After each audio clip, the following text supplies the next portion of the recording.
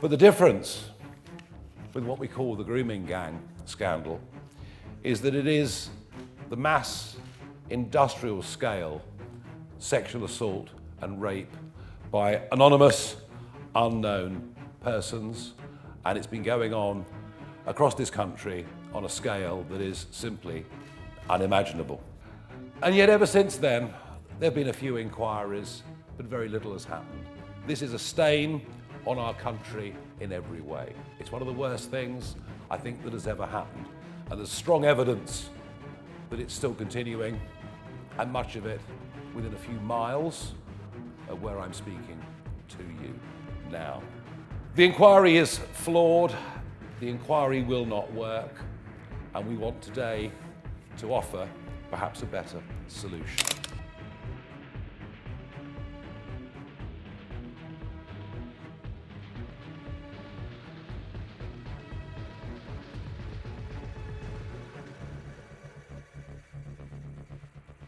Good afternoon, everybody. There is nothing new in sexual abuse of minors. It's been going on forever, and sadly, it will continue.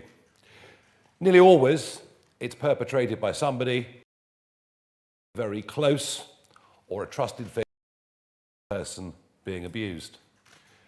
It works because of secrecy and fear. The abused individual is told, if you say anything, I'll either hurt you or your parents or do something awful to you.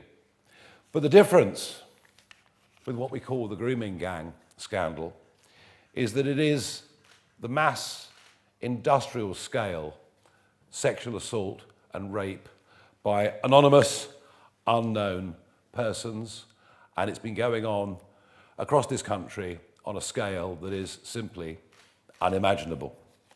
It has been going on for many, many decades. It has been going on for too long, and there is a huge racial and ethnic dimension to it.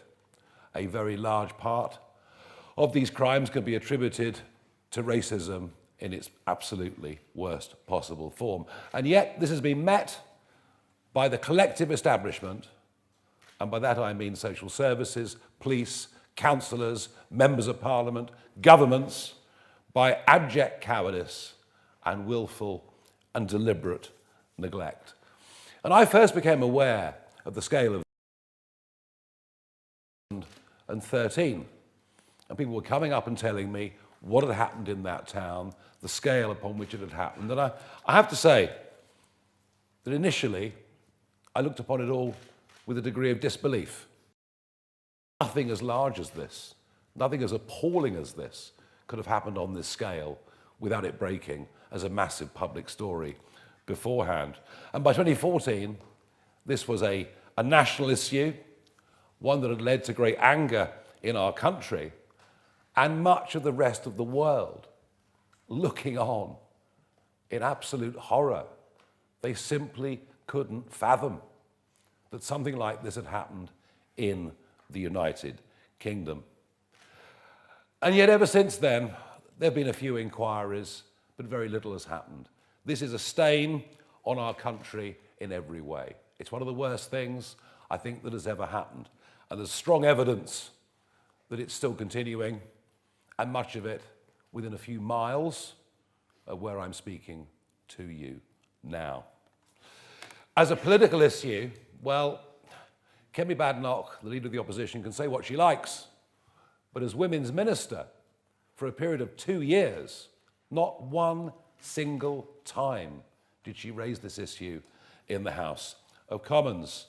And as far as Labour are concerned, well, it's clear, it's very, very clear. They have absolutely no desire for any serious inquiry to go ahead. I spoke this morning to the former police officer, Maggie Oliver, who's just about the only person who comes out well, frankly, from the last 20 years of all of this.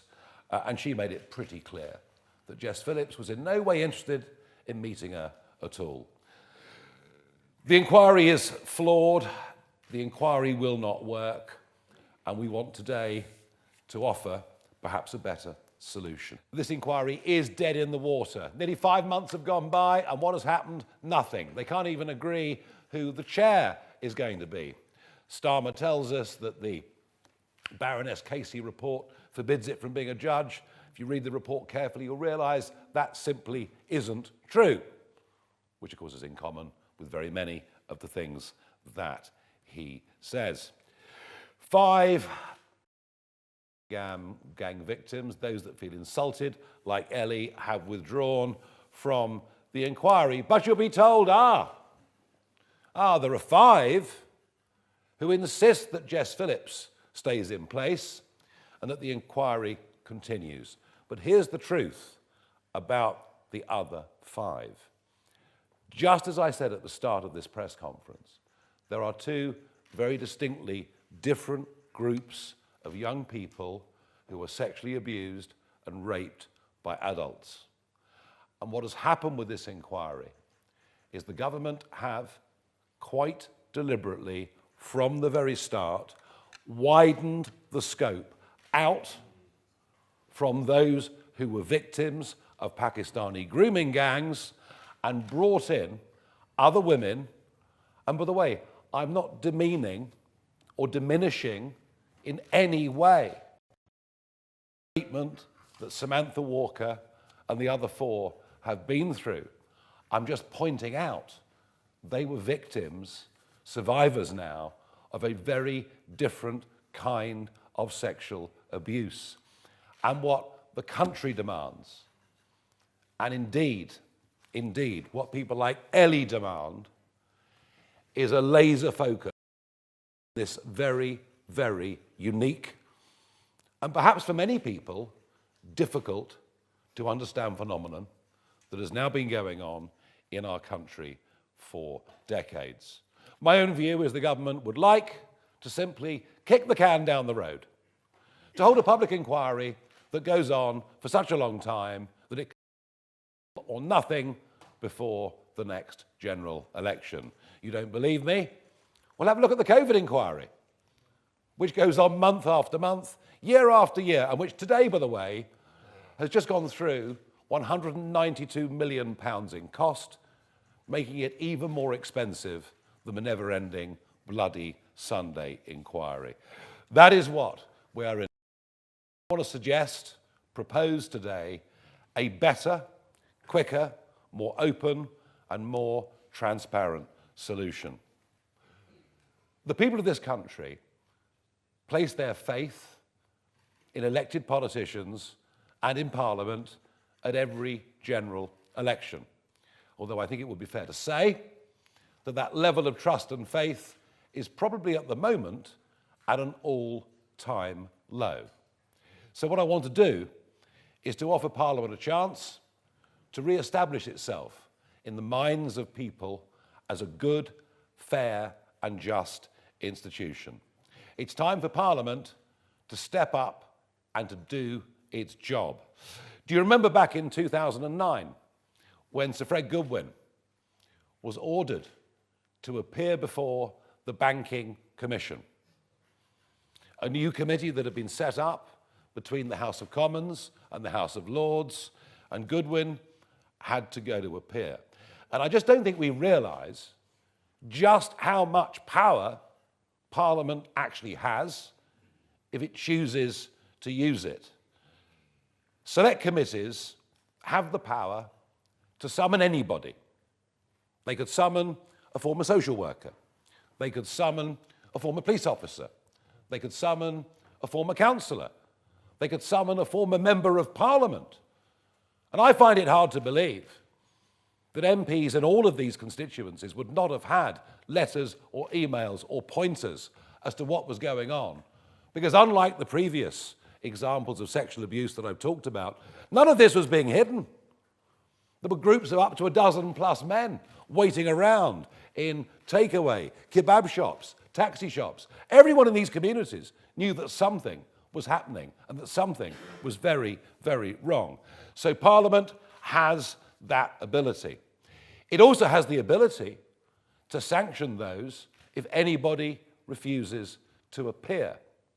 It also has the power to require that people swear an oath. And the important thing about swearing an oath is that if what you say in that forum is deliberately misleading or untrue, well then, of course, you could face prosecution for perjury. These are the extraordinary powers that Parliament has if it chooses to use it. And I am saying here is the most enormous opportunity for Parliament, and indeed for this government, to restore some public trust in the institution and those that currently inhabit it on an issue that has been gnawing away at our public consciences for well over a decade. And I repeat the point, to which the rest of the world looks on in shock and in horror. I will be, with my colleagues, meeting the Speaker this evening. I will put these points to him. I know that he himself is very keen to re-establish Parliament at the centre of our national debate in this country. And I will tomorrow write to Dame Karen Bradley, the chair of the Home Affairs Committee, suggesting a subcommittee is set up. And yes, let's broaden it to a commission, and let's get those from the House of Lords who understand this subject involved as well. The advantages of this, well, the first one is it can be done incredibly quickly. The second of this is it'll take place in what we still know as the mother of parliaments, and perhaps re-establish some trust in the institution. And it will happen in the full glare of media. And it won't take years to conclude. It will take many weeks. It might take a couple of months, but so be it.